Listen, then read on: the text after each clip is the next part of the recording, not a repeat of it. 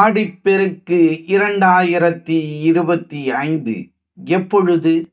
செல்வம் மகிழ்ச்சி பெருக வழிபடும் சரியான முறை. ஆடி மாதத்தில் அம்மனை வழிபட்டு போற்றி கொண்டாடுவதைப் போல் பெண்ணின் வடிவமாக கருதும் நதிகளையும் போற்றி மரியாதையும் நன்றியும் செலுத்தும் முக்கியமான நாளாக ஆடிப்பெருக்கு கருதப்படுகிறது.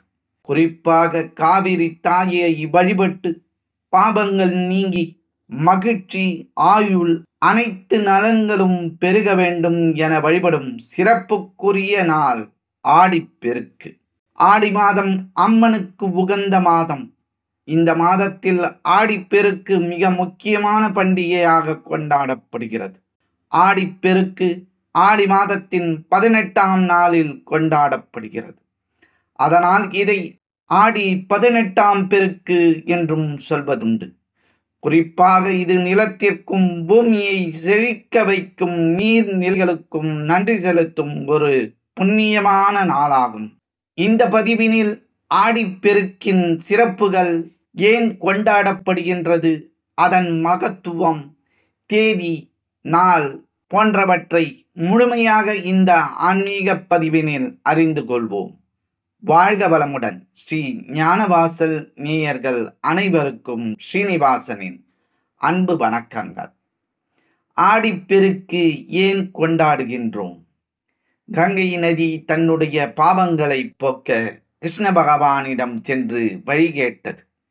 கிருஷ்ணர் காவிரி ஆற்றில் கலக்கச் சொன்னார்.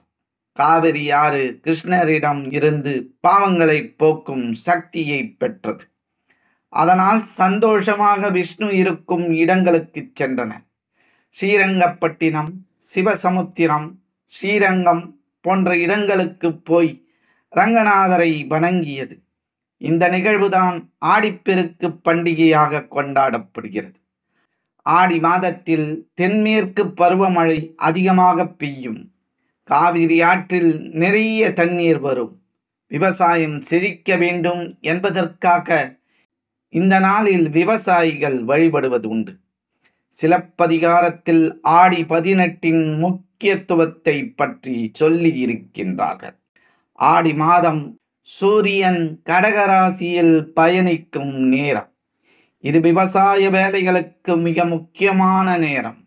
மழை நிறைய பெய்து ஏரி, குளம் எல்லாம் நிரம்பி வழியும். விவசாயத்துக்கு தேவையான தண்ணீர் கிடைக்கும். அதனால் விவசாயிகள் அடுத்த விவசாயத்துக்கு நிலத்தை தயார் செய்வார்கள். இந்த நாளில் வழிபட்டு விவசாய பணிகளை துவங்கினால் விவசாயம் செழித்து வரும் என்பது நம்பிக்கை. ஸ்ரீரங்க கோயிலில் இருந்து ரங்கநாதர் அம்மா மண்டபம் படித்துறைக்கு எழுந்தருள்வார். காவேரி ஆற்றுக்கு புடவை, கம்பல், கருப்பு மணி, தாலிக்கயிறு, வெற்றிலைப்பாக்கு, பழங்கள் எல்லாம் வைத்து சீர்கொடுக்கும் வைபவம் நடக்கும். இந்த பழக்கம் இன்றும் தொடர்ந்து வருகிறது.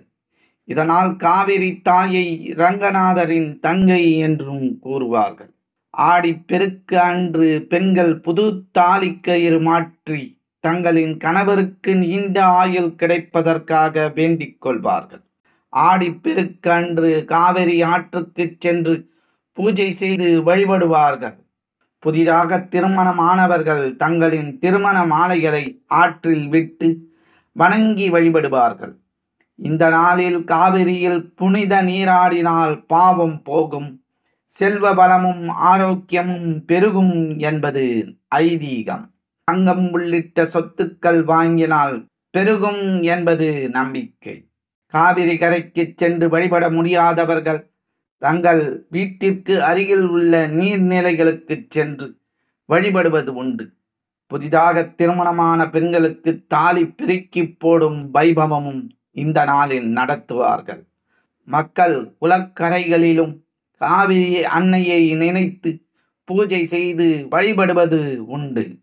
இவ்வளவு சிறப்பு மிக்க ஆடிப்பெருக்கு இந்த ஆண்டு ஆகஸ்ட் மாதம் 3ஆம் தேதி ஞாயிற்றுக்கிழமை வருகிறது.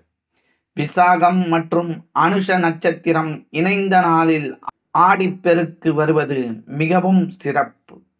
அனுஷ நட்சத்திரம் சனி பகவானுக்கு உரியதாக இருந்தாலும் இந்த நாளில் மகாலட்சுமியை வழிபடுவதால் செல்வ வளம் பெருகும் என்பது நம்பிக்கை.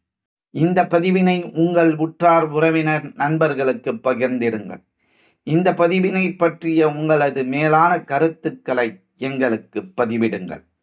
மற்றும் ஒரு ஆன்மீக பதிவில் நாம் அனைவரும் சந்திக்கும் வரை உங்களிடமிருந்து நன்றியும் வணக்கத்தையும் கூறி விடைபெற்றுக் கொள்வது ஸ்ரீ ஞானவாசல் ஸ்ரீனிவாசன். நன்றி, வணக்கம். எங்களுடைய பதிவு உங்களுக்கு பிடித்திருந்தால் லைக் பண்ணுங்க, ஷேர் பண்ணுங்க.